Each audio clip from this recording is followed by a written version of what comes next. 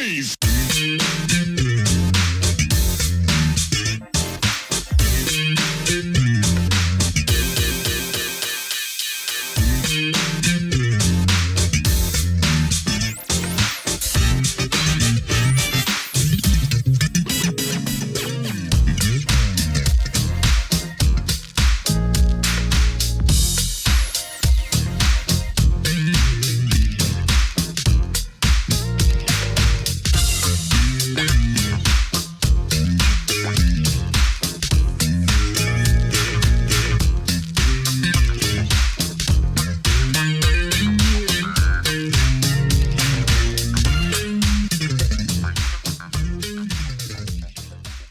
Welcome to another edition of Truth and Rhythm. This is the interview show that gets deep in the pocket with contemporary music's foremost masters of the groove.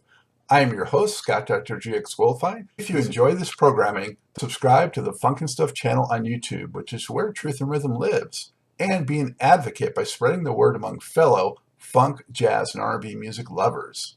Join Truth and Rhythm's membership program through Patreon. You can also submit a direct donation to the cause anytime at funkandstuff.net. At that site, you can also purchase the book Everything's on the One, The First Guide of Funk. Shop for official Truth and Rhythm and Funk and Stuff merchandise, and use the Amazon links for all of your online purchases, which allocates a percentage to this show. For those of you who go the extra step in supporting the show, you have my heartfelt gratitude for allowing us to continue to shine the light on those special artists whose quest is to find truth in rhythm. I am pleased to welcome back to the Truth and Rhythm Mothership classically trained funk keyboardist, singer, composer, and producer Danny Bedrosian. For the past 20 years, he has been known as a central and touring member of Parliament Funkadelic, also known as George Clinton and the P-Funk All-Stars. During that time, he has also appeared on numerous P-Funk and associated studio recordings and led many of his own projects, several of which feature fellow Funk Mob players. In addition, he has compiled an exciting new book titled The Authorized P-Funk Song Reference, Official Canon of Parliament Funkadelic, 1956 to 2023. This landmark book fully documents the vast recording history of one of music's most prolific and monumental acts. Danny, man, how are you? Thank you so much for joining the show again. Great, Scott. I'm great. So glad to be back, man. One of my favorite shows that I watch. I'm kind of like a podcast freak these days ever since COVID. And your show is one of my favorites by far because I just love the deep dives.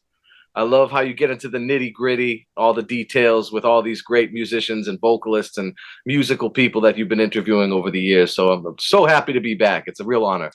Well, thanks. I love to hear that, of course. And man, it's been 6 years since you were on. It's hard to believe that. Yeah, lots happened in that time. Quite a bit. Quite a bit. Yeah. So it's going to be great to catch up. And, I want to remind viewers to go back and check out that 2017 show because that really gets into, your earlier history and all those recordings and things like that. So definitely check that out if you haven't seen it. And, I think after that show, it wasn't too long, that we had the Parliament album came out. Yeah. So now this seems like, quite a while ago, but, it was timely then. And nothing's come out since then from Parliament or Funkadelic. So how do you feel, in hindsight, how that project turned out? Well, it's funny because we were talking about it a little bit, I believe, when we did that interview back in 2017. I can't believe that's when it was. But we were just getting ready to put it out. And to be honest, it's probably my proudest work with George, at least out of stuff that's come out, and at least out of studio work. It's one of my proudest. I really love that album, and out of recent P-Funk releases, it's certainly one of my favorites. And I just wish we could do more releases. But the thing is, too, and the book will, this kind of segues into the book. The book will show there's always stuff getting released at all times. So although devoid of a recent Parliament or Funkadelic release, that was the first one in also almost 40 years. And so a few years since then isn't as bad as the amount of time we've waited since Trombipulation, I guess. Yeah, well, that's a good perspective to put it in for sure. Or the Funkadelic before that. Exactly. Yeah. But yeah, I enjoyed it. I mean, it was almost like a double record. There's so much material on that. And you know, I would have liked to hear some more of it probably in the live context. Yeah. For whatever reason, Danny Moore's been played off of Shake the Gate than off of Fraud Dog. Yeah, Shake the Gate, we've been doing longer, but we actually did just about as many songs from Medicaid Fraud Dog, albeit for just not as long, for not as consistent of a time period. So we did Backwoods, Psychotropic, Type 2, and I'm Gonna Make You Sick. We did all four of those. And I want to say another one, but it just isn't coming to me right now. And Mama Told Me. So those five we did on a semi-regular basis. We did it fairly regularly from right before when the record came out, right after I started, right after the interview we last did, up until COVID, really. And then with the advent of COVID, we took not a full on break, but in 2020, we probably played 9 shows. And in 2021, we probably played 10 shows. And it wasn't until the summer of 2022, I think, that we started. Oh, no, it wasn't until the summer of 2021 that we started playing sort of semi-regularly again. And I think with that, we were still doing a couple of the things from Fraud Dog, but I think it was also that kind of comfort zone, whereas like we had been doing the Shake the Gate medley for a longer period of time, and it had already been kind of ingrained.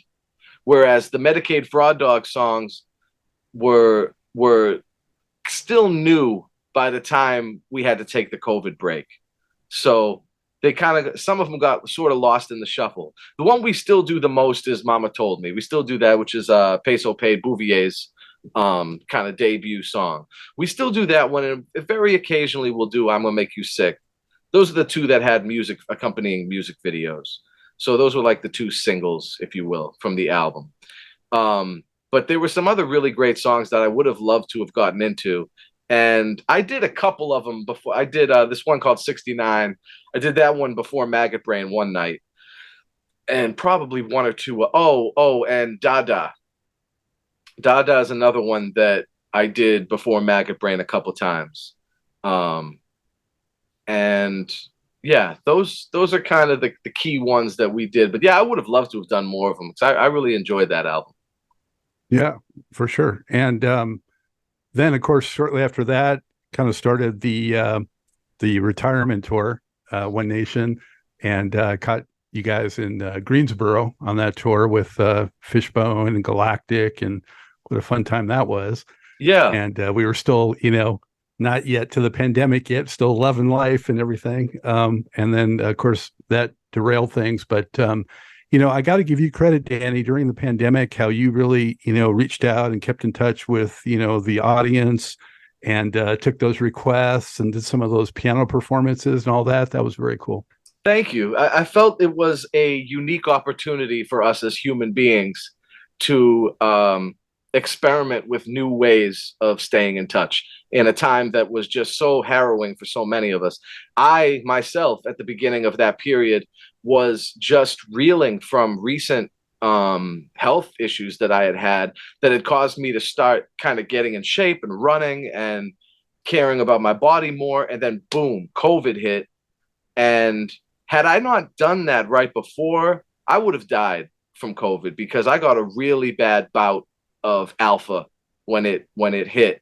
And it was so bad that there were just night after night that I was like, I think this is the last night I'm going to be on this planet, not to sound too macabre, but that was how I was feeling every night. And that was what motivated me to do the Secret Army Exaltation album. That was our, right there, boom, our 2020 release. And then the album with the brothers Nalbandian, the Garmier Caramel. I basically was recording both of those albums with COVID. So in quarantine, sick as a dog, trying to knock out as many vocal sessions as I could with my lungs just on fire. And at first it was kind of like, I need to do the records that I felt like I needed to do before I died. That was like how I felt. And also did at that time, started at that time, the Dr. Music album that only my patrons on Patreon have gotten, but it's an album of all P-Funk covers from throughout the history. It's kind of a good companion to the book in a way, because it's stuff, really kind of rare stuff from the very, very earliest period up through the heyday period and right after. And all of that was happening when I had COVID. I got over it after several months of quarantine and a couple of hospitalizations, and I decided to move out into the country where I am now, right down the street from George, still in the same city, but just out off the beaten path. And just in a nice rural surroundings, got 3.6 acres, just open. The kids can run around and play. And it was a great place for me to, I told myself once I was cured, so to speak, but I had the long COVID, long haulers disease. So I was still suffering. I said, I'm going to do all the things that the road and my other residencies and jobs kind of prevented me from doing. Because I had a really regular classical residency in Georgia as well as my P-Funk gig. And as much as I loved those gigs, especially appreciating them after they were gone, they prevented me from doing some things that I was allowed to do during the pandemic. So two major things that I did in that time was I decided, because I'm, as you mentioned, a classical musician first. I decided I was going to learn all the pieces that I spent my life baffled by, the pieces that didn't really work for the residency, because at the residency, they want classical music, but they don't want crazy virtuosic concert pieces. They want stuff like Clair de Lune and things that people can eat to, and it's a more calm kind of vibe. So I wanted to focus on those pieces that I considered like the 10 or 20 hardest pieces to learn, and just put hour after hour after hour of practice, and doubled or tripled my practice regimen at that period. I was practicing 6-7 hours standard every day. And that was one thing. And then the other thing was sitting down and writing this crazy book that somewhere along the line I decided to take up. And if it weren't for the pandemic, I wouldn't have had the time, the wherewithal, or even the sort of creative spark, or that spark in me, that regimented feeling of saying, okay, I'm going to run 2 miles, come back, practice for 6 hours, do my exercises, then go to the computer and type this book up for 5 or 6 or 7 hours, make a small dinner, watch Truth and Rhythm for a couple hours and some other podcasts, and go to bed. And that was like my every single day during the pandemic. It was all about process for me and regiment. And if it weren't for that crazy time, I wouldn't have had the chance to do any of that stuff. So it was really, I don't want to call it a blessing, because it was also a kind of horrible time, but in disguise, some kind of blessing, I think. Yeah, I mean, it could go either way with people, right? Either the idle time was destructive, or it was very productive and like regenerative, Yeah. I kind of approached it like you too, although I didn't get sick then. I said, man, I got to get in the best shape I can, because this thing's out there, and I want to make sure that, if I do get hit, I'll get through it as best I can. So I dropped weight, I worked out, and, I made use of that time too. But I didn't get COVID until about 4 weeks ago. I got it for the first time. But fortunately I was, vaxxed and in better shape, and so, That's but great. It still was nasty, I'll tell you. Yeah, no, I got it my second time when we were on the last UK tour that we did, and about half the band got it, and about a third of the band was forced to stay in the UK for extra time after the tour was well over because they had positive results at the airport. And I was sick, but luckily I had a negative result by the time it was time to leave. But my body didn't know that. I was sick as a dog all the way home and after I got home and all of that. But a good third of us were stuck there. But that was Omicron, which is like the later version, the not as heady sequel, tertiary version of COVID. That granted, it was nasty. It was like a very nasty flu, very nasty. But compared to what that first thing, and was especially scary about it, not to dwell too much on it, but was especially scary about it, there was no vaccine when we got it at first. And there was no talk of even a vaccine. It was just, we have it, people are dying. And in the South, there were huge numbers of people dying. I knew a bunch of musicians, DJs, vocalists that had passed, especially folks from New Orleans and Alabama, places just west of here. So yeah, it was crazy, but I'm glad to hear that you're well as a result. And again, it probably had a lot to do with getting better. Like I dropped 75 pounds at the end of 2019 by sort of happenstance, had nothing to do with COVID. And had I been heavier and still drinking and still, not taking care of myself, I don't think I would have made it. Well, that's another interesting thing. If people go back and look at that 2017 show of both you and I, they'll see us a lot heavier and not as healthy. So probably.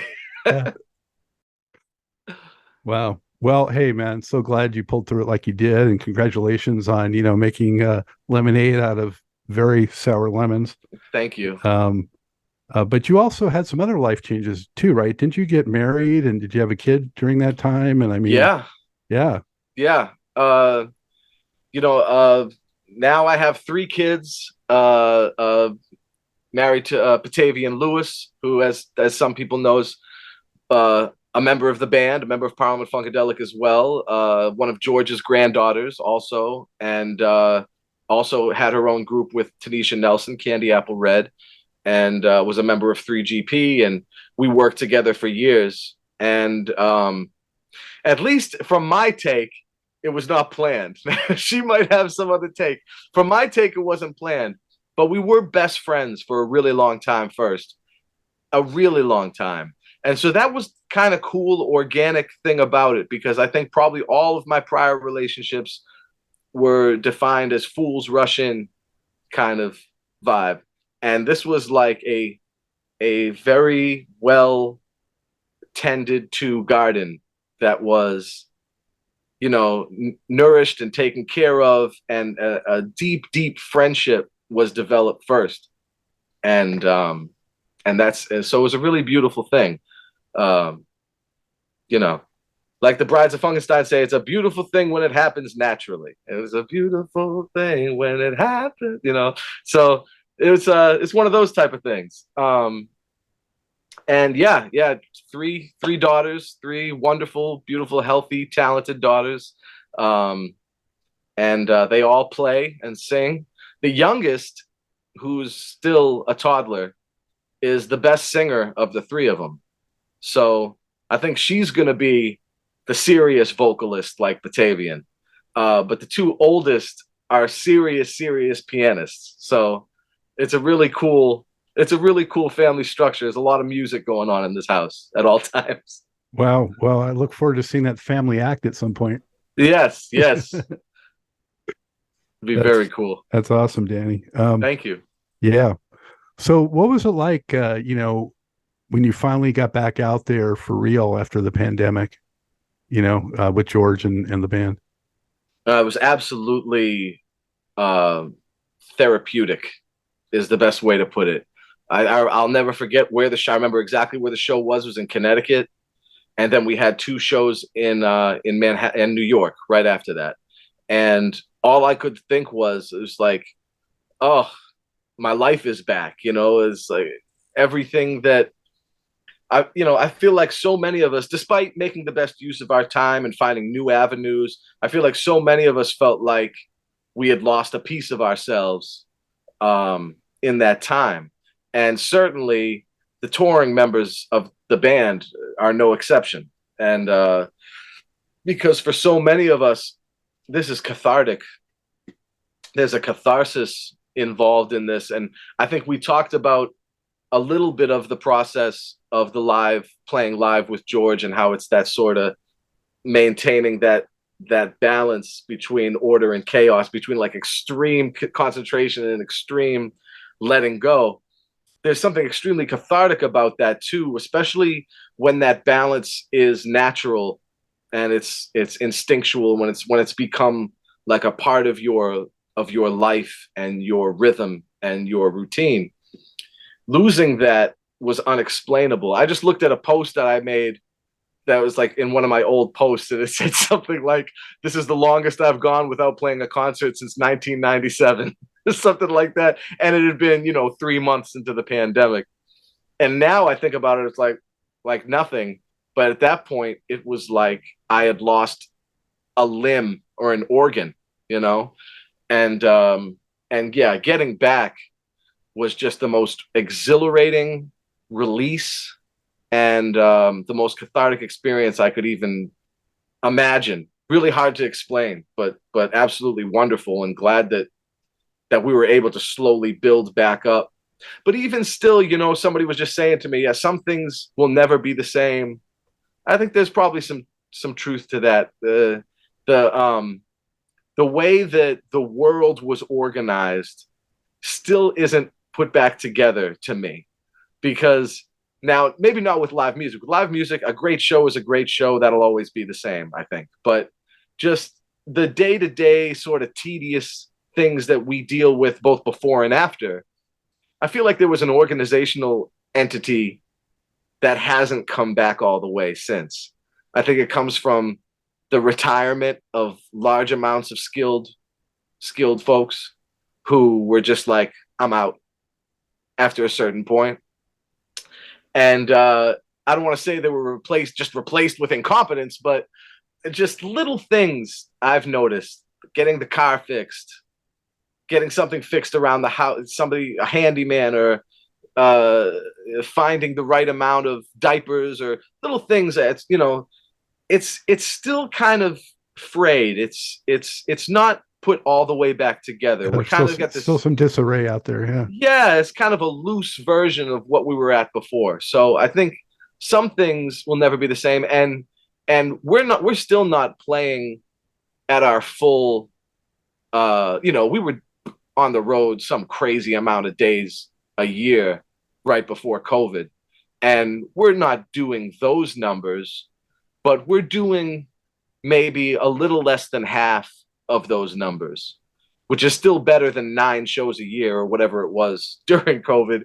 And again, that time allowed most of us with enterprising spirit to find other things, Patreon, a podcast, new avenues, so that you wouldn't be completely out in the cold, in the dark. Because if ever, I used to have this adage that you can't do any one thing and be successful in music.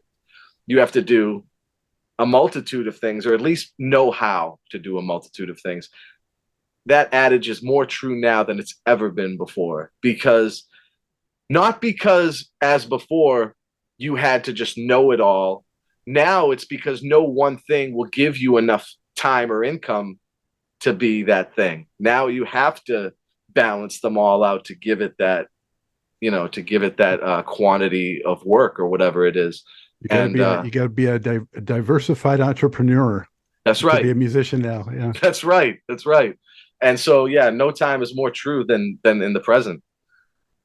How would you say, if you can, that the band is different now from, right before the pandemic? I know there's been some personnel changes from that group. We got, Mike instead of Blackbird, and different lead singer. And so there's been some personnel changes. The other new guitar player too. Kevin Oliver. Yeah. He was cool. I liked him at the show. Yeah. He lays down his tone. It's got that sort of, sear through your brain kind of funkadelic tone, which I love. Yeah. a lot of people don't know Kevin was in the band during the heyday of Parliament Funkadelic. He was one of the guitar players, and you can watch the old videos. He was in the group from like 79 to like 81, 82. So he was in the group at that time. There was a lot of, they used to do a famous version of Red Hot Mama where Kevin Blackbird and Eddie, or Kevin Blackbird and Mike, I think, would like share the solos. They'd all kind of trade off solos on Red Hot Mama with Gary kind of emceeing it. But yeah, Kevin was there during that heyday, during the Anti-Tour, the Glory Halla Stupid Tour, the Greatest Funk on Earth, that period. Kevin Oliver was in the band. And then, of course, Greg Boyer has returned on trombone since the pandemic, since we came back, a little bit after we came back, actually. So more recently. And yeah, Uche, one of the new lead singers, and who else? I feel like there's somebody else too. Rodney Skeet Curtis, of course, came back as well, playing bass along with Lige Curry, who's been there for a very long time, the longest tenured bass player in the band. So we got both of those guys. Blessed to have both of them on the bass chair. But yeah, a few changes, I guess. Let's go. I didn't really fewer girls. Yeah, true. Yeah, fewer girls. Yeah, well, Patavian got pregnant, so she had to stay home with the baby. That was one thing. She's been home since she's been off the road since 2022. And then another female singer we had named Mahogany. She was on the Medicaid Fraud Dog album as well, and she was here for a brief period, but then she left right before COVID. So yeah, fewer girls. That's very true.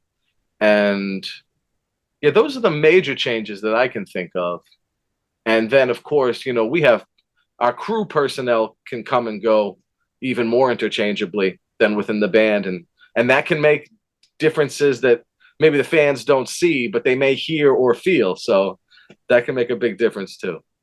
Yeah. And then a couple of changes in the set list, I guess, Nappy Dugout. And when I went, it was a fuller version of Up for the Downstroke than maybe I've heard in a while.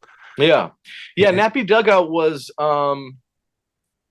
I think that was my call. I think we were in Japan and we started practicing it at the sound checks. And George is the kind of band leader where he will rely on his confidence in his band and their ability to know what they're doing with regards to particulars in terms of some of the rarer stuff.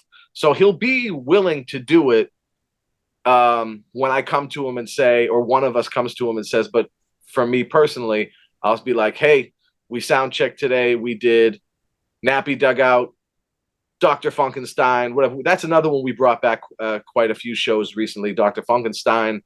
What else have we done? Really rare stuff. Well, we just did a special show at the Met recently for Miss Lauren Halsey, who's this incredible artist from Compton, from the West Coast, who did this amazing sort of Afrofuturist Egyptology piece that's on the roof of the Met. People can go see it now, the Metropolitan Museum of Art. And we did quite a few kind of rare things at that. We did Sendagram, which I don't know if many people know that one, but that's a Jessica Cleaves classic in the P-Funk canon and among the P-Funk diehards. That's, like, for me personally, just as a fan, that's probably in my top 5 favorite P-Funk songs of all time. So the chance to do that and to do sort of the full version of it was really cool. How much did you get to rehearse or prepare for that track? That day, maybe the day before, but that's how it goes. If he hears it at soundcheck, or if he hears myself and maybe one or two other people say, yeah, we did it, it sounded great, he'll have the confidence to have us count it off and do it. And that allows us to do a much larger breadth of discographical songs than normally. So he'll be willing to go for those things. He just has to have the confidence in us. Some other things we've been trying to push lately is Trash It Go Go. We've been practicing that a lot lately to try to get that into the set.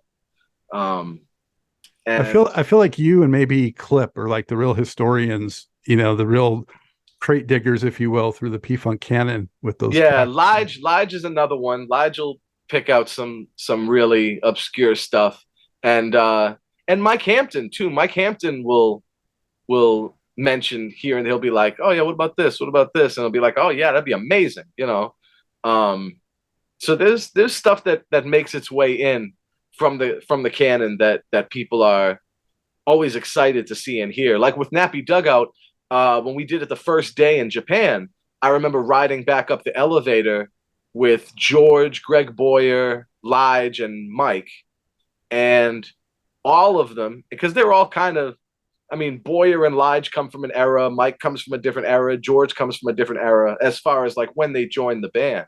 And they all agreed, no, this is the first time we've ever played this. We've never done this before. So that's such a great feeling to know that we got to do something we've never done. It speaks both to the size of the catalog, the largesse of the catalog, and also just the willingness to try new things. For a 68-year-old band, that's quite a marvel. Yeah, and especially for George to roll with it like that at 82 or whatever he is now. Yeah. Unbelievable. Yep. Yeah, I wanted to ask you, Danny, when you're on stage doing these songs, I'm not sure if I asked you this the previous time, but I was thinking about it when I saw you this last time, especially. To what extent, when you're playing parts that let's say Bernie, did originally or got famous for, how do you decide how much to do that's sort of a tribute to him or copying him versus your own spin? Yeah, it's a good question. A lot of times that stuff has been canonized within the framework of how it's been performed live by my predecessors, Bernie included, because even Bernie would sometimes play his own parts differently live than how he did them in the studio, in order to, and I've mentioned this before, you're a person with two hands copying yourself with multiple hands because you did however many overdubs, especially someone like Bernie. But Amp Fiddler and myself are also good examples of that with the studio, because George will have us do multiple overdubs and has done it like that a lot over the years. So you have to find a way to do a maximalist version with the two hands, the 10 fingers that you have, knowing that it could be 100 fingers worth of notes going on due to overdubs. So you do have to sort of self-canonize a certain amount of stuff. But then there's stuff that's been canonized over the years. So I was actually just thinking about this the other day. A live arrangement will become prominent in the band's lexicon, and then it will almost supersede the original sometimes, where if you're trying to do something from the original, something classic, it might butt heads against those who are in a position to defend this live arrangement. Maybe they came up with the live arrangement. Maybe there was a reason that live arrangement had to be like that because of a medley or something, but now it's not like that anymore. So then you ask yourself, well, why are we still doing it? Well, A, the fans might like it. They might prefer it. The band might like it or prefer it, or it's what people are used to. Some people came in at different times where it's all they know. Maybe they think that's how the song actually goes. The longer you're in a band, probably the less you're going to go back and listen to the originals. I mean, I don't know. Those of us who practice our stuff a lot, we're trying to do it. But I can imagine being, I don't want to say jaded, but you get sick of things or whatever, and maybe you don't go back. I know whenever I go back and listen, I always hear something new. It's like a dolly painting. I'll be like, oh, wow, that's right, that thing. Now, why don't we do that? We need to do that. And sometimes it fits, and sometimes it doesn't. So you have to find a way to be the guarantor of authenticity, but at the same time provide your bandmates and the audience that's used to a certain thing with the confidence and the comfort to know that this thing is about to happen in this next measure that they're always waiting for. And it might not be true to canon. It might not be true to the classic recording. And maybe it is, but it's in the wrong place. Like that kind of stuff is so common, especially stuff like, say, Knee Deep, which is a 15-minute record and probably a 25 or 30-minute live version. Even without all the added stuff at the end and the medley and all that, it's cut up in a way where, like, for instance, Felipe Win's scat solo, on the record, it happens in two different places. It's not all in one place. But for the sake of sort of compartmentalizing sections, for the live show, the Felipe Win scat solo is all in one place. Because going back to it later doesn't make sense with respect to the guitar solo and then these other medley parts afterwards. So things like that are really common. You know, there was one thing that I was saying the other day, also with respect to Knee Deep. When we come back in after the first, I think it's after the second verse, and on the record, it's this great moment of the something about the music, you know, and George does the she turned me on and out. We don't even do that because now we're just going, everybody sing, oh, you know, having everybody in the audience. So it's also this thing with the audience where, like, the band gets caught up in these important connections with the fan base, practical connections that a part might be missed. It's sometimes it's sad because sometimes it's some of the slickest parts, but then you might have somebody who's slick enough to find a way to kind of wedge it in there without disrupting the other thing. But it's a very hard thing to do, and you'll see people turn their heads, even cats who have been there for decades, when they also know that that is actually like I've had arguments with my bandmates, you know, over the years. They'll be like, well, that's how the record is. I know, but we need to do da-da-da-da-da. It's like, okay. So you have to have that sort of happy medium, find a way to balance.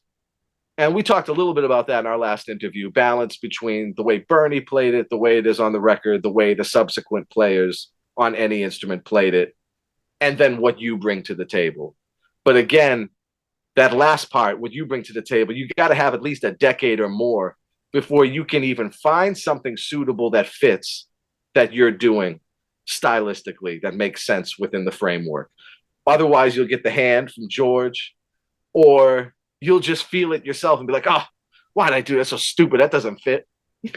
So there's a lot to think about. But there can be like discovery too, you know, yes. Like all of a sudden, let's say maybe somewhere in Atomic Dog or something, you like throw in like a little electric piano noodling or something, and maybe it like is something that's really cool. Yes. And a lot of times in those extended vamps, that's where you have the room to do those things. So like there's a vamp at the end of Atomic Dog where I've kind of come up with a synthesizer solo that I do, and then it's made way to allow a drum solo that Benzel does. None of that was there before Benzel and I started doing that. That was just a way of hyping up that end of the show thing and making it big, trying to make it bigger and bigger every time. Up for the Downstroke, which you mentioned, the extended version of that where we're really able to kind of vamp on the vamp can open up to more and more things. And Downstroke itself was the result of Cosmic Slop vamp going too long back in the day, and it became Up for the Downstroke came out of that as a jam from the vamp. A lot of people don't know that, you know, like around 77, late 73, early 74, when they were touring on Cosmic Slop, Downstroke came up out of that in the live. And so did the B section of Mothership Connection, but that just kind of got tacked on to Star Child at the end later. That little dun dun dun dun dun, that little thing. So yeah, it can build and grow into into moments, and it can become new songs. Yeah, morph. Yeah. Yeah. Mhm. Yeah. Well, and you mentioned Benzel and Lige and all that. And I just wanted to also, this is another thing that kind of, since the last time we connected, Yeah. really cool project that I enjoyed a lot. And Thank you. I think there's other stuff you guys did that's still probably not released in this. Yeah, we did a ton of stuff for that. In fact, Lige, Benzel, and myself, we recorded all our parts together, and we were just concluding, or maybe in the middle of a Secret Army tour. And so we were really tight and really having fun. And then Mr. David Schwartz, who put the project together, the executive producer of that project, he had us go in the studio with the grand piano and the Moog and the drums and the bass and all that stuff, and got to really let loose. And I remember listening to it and being like, oh, this is great. But half the stuff I remember isn't even on it. So there's even, like any project, though, I can say that about Medicaid Fraud Dog as well, because Medicaid Fraud, not to go back too deeply, but Medicaid Fraud Dog, about 2/3 of the songs that I sort of associate with that project aren't even on the album. So there's so much of that always, not necessarily cutting room floor, more like room for the next release, essentially. But yeah, that was a fun one. And got to have also my fellow bandmates, Tanisha Nelson, on that Detroit Rising as well. I worked with her pretty closely on a couple of the tunes that I wrote for that album. And then, of course, Blackbird and Greg and Steve Boyd got on their parts out on the West Coast. And then Gabe Gonzalez got on his parts in Detroit, and a few of the other guys as well. Kern Brantley, for the people who know who he is, amazing band director who's worked for Lady Gaga and a whole bunch of incredible bands, and a bunch of really great musicians on that. So that was a fun project. Yeah, and you mentioned Gabe. I had this here too, so I know you've been doing a lot of stuff with him.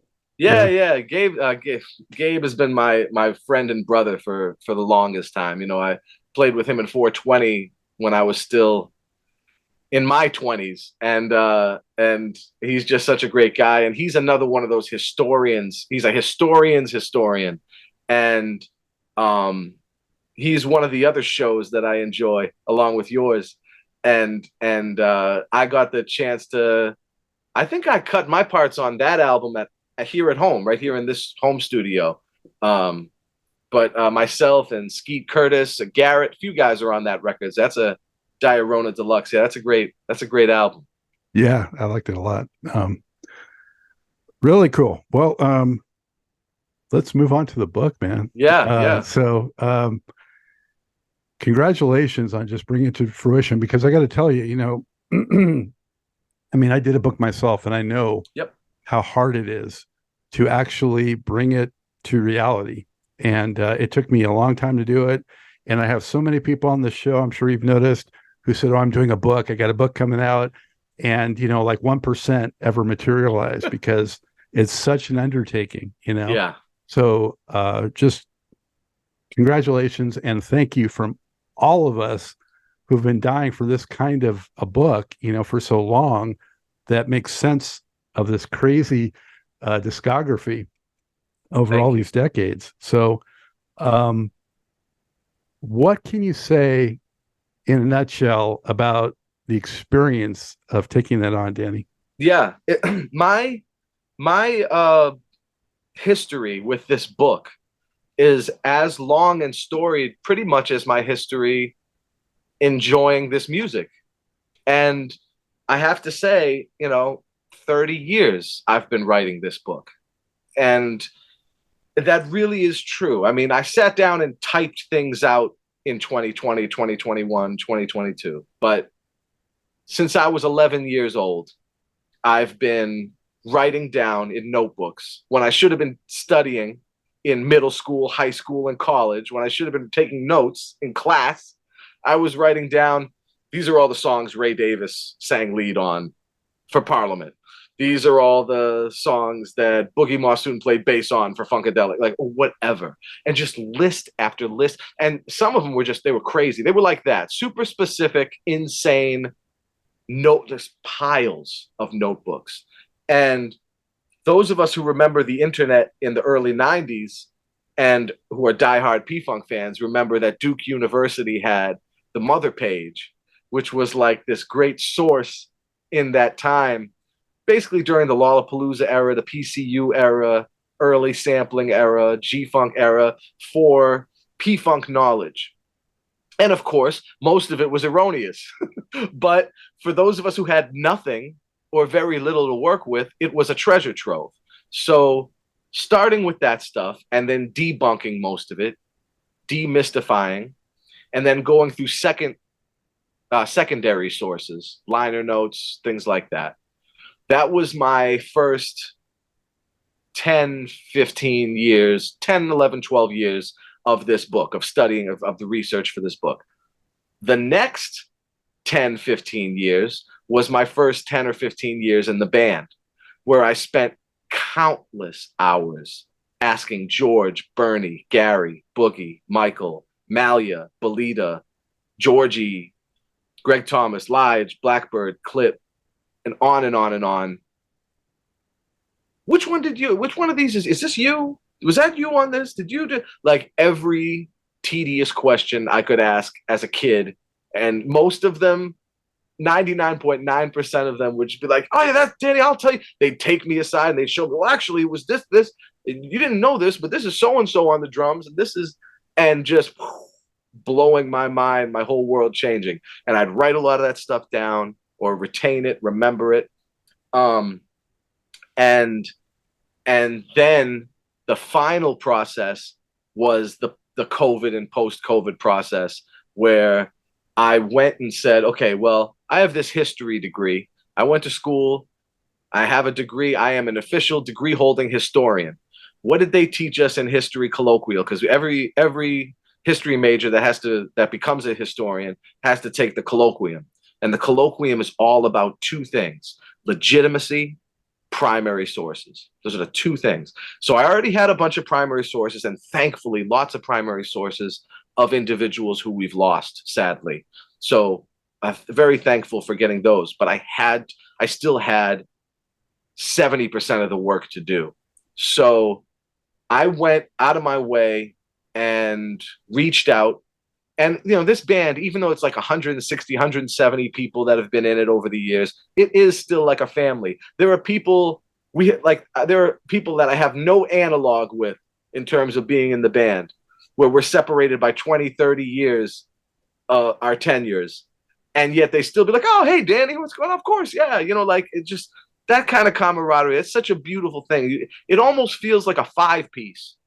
It's like a five-piece band with 160 people, where it's that same people who I was never in the band with, people who they know me from my tenure and I know them from their tenure. And they were just as warm and kind as the people I spent on stage with for 20 years. Such a beautiful thing. And so got to conduct over the phone or in person, but mostly over the phone because it was COVID, about 120 really impactful primary source interviews with about 70 plus of the most key people in the Parliament Funkadelic puzzle, from vocalists to engineers to musicians to writers to managers and on, including over 30 hours with George at his house. I remember one day we said, George, we're going to do the 50s today. Today is going to be the 50s. And I come over. The next 2 or 3 days is going to be the 1960s, And that man's knowledge and memory blows my mind to this day. He can't make that stuff up. He just knows it. He's like, he remembers the arranger's name. It could be an arranger who did a string arrangement on one song for him, and he remembers the guy's name. It could be a session bassist who played on 2 sessions for him in a 68-year career. He remembers the guy's name and what songs he played the session on. It was like, his recall is unbelievable. It's insane. And even he said, like at a certain point, he's like, cut me off around Funkenteleki One Nation. He said, cut me off at that point, because I can answer a couple things, but you need to get with this person, this person, this person, this person, because at a certain point he had to manage the whole thing, and so had to leave certain aspects to other people. So in those cases, that's when I would bring on those people for those moments. Everybody has their moments, but his recall from like 1955 to like 78, ridiculous. He forgot like a couple first names, like maybe twice.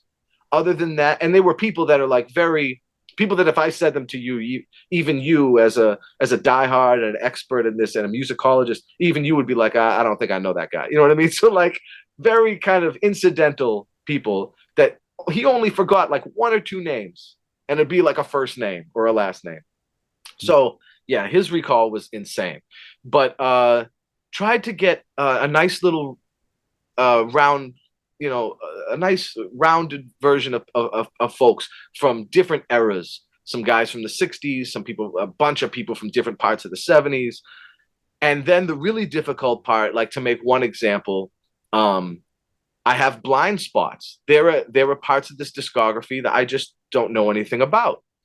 A great example is, once I joined Parliament Funkadelic, I basically stopped buying new Bootsy records. So I think the last Bootsy album I got before I joined the band was Play with Bootsy.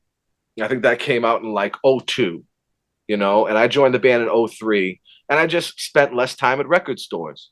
So I wasn't able to be sifting through the CD or vinyl racks. Like, oh, Bootsy got a new record, let me buy it. I didn't have the time for that anymore. So what do? There's a whole cross section of Bootsy albums that are long and have huge amounts of players and tedious kind of liner notes that are sometimes complete, sometimes incomplete. Well, I found Bootsy's engineer, the guy who handled most of the engineering and DJing from that last 20 years. He'd been with Bootsy as long as I'd been with George, and was able to ask him the important personnel questions on those albums, at least on the ones where the liners weren't complete. And that's like a lot about what this book is.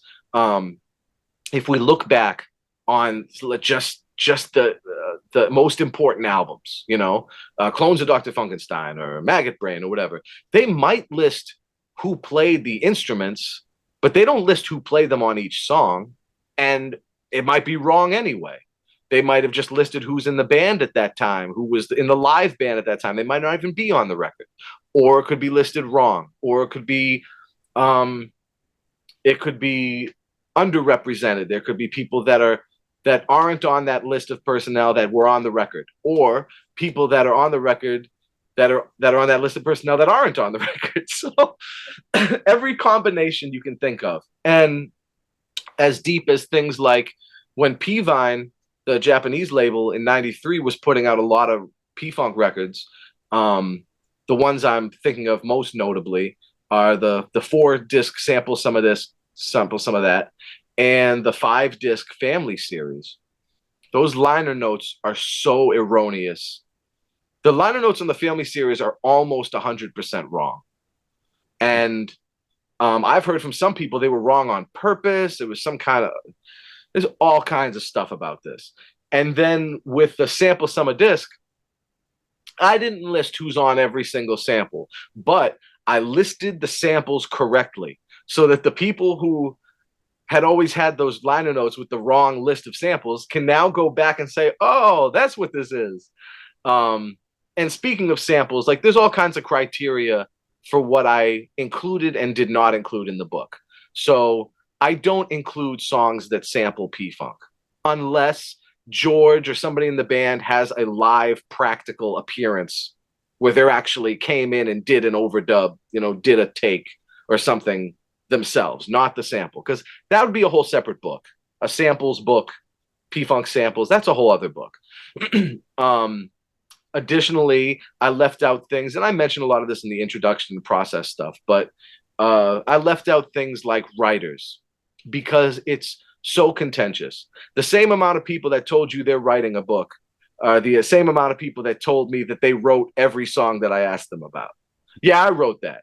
And as much as they probably did, they probably do have some compositional or authorship claim to stake, but I can't be changing the the historical narrative in that way when there's already a very sort of bureaucratic, diplomatic set of writers on these songs. The other thing, too, is the writer's credits is the easiest thing to find for P-Funk Records, no matter who it is. For everything from Parliament to James Wesley Jackson to the Chili Peppers to whatever, you can find who the writers are, or whatever, who the writers are considered to be. You can find that. What you can't find is who sang on these records, the backup singers, the musicians, specific musicians, song by song. And that was the key thing I was driving for. So I left out certain things to make the book both less contentious and as accurate as possible. Again, it's not without controversy. There will be things that people will argue about still. There will be things, and in some of those cases, that's where I used the addition of that sacred word "or." So-and-so or so-and-so. There was a couple times where primary sources disagreed, but I was actually extremely impressed by how few times they actually did. I think I could list on one hand the cases where primary sources disagreed. So it wasn't a lot. It wasn't a lot. And it's funny, almost all of the cases where the disagreements were with drummers. So there's going to be a lot of revelation in this book about drummers, because a lot of these songs that people thought was one person, it's not. And in some cases, I had to use majority rules and also go with the people that were at the sessions, most notably, obviously. Those are the people who I would ask. But sometimes it goes against the status quo of what we've been told, either on liner notes or by other fans or musicologists or by other musicians over the years. So, yeah, it's not without controversy. There's much more to this great Truth and Rhythm interview. Just continue on to the next part of the episode. Also, be sure to subscribe to this channel. If you've already done so, please share it with friends. And become a member by joining Truth and Rhythm on Patreon, or consider donating at funkinstuff.net. Thank you very much.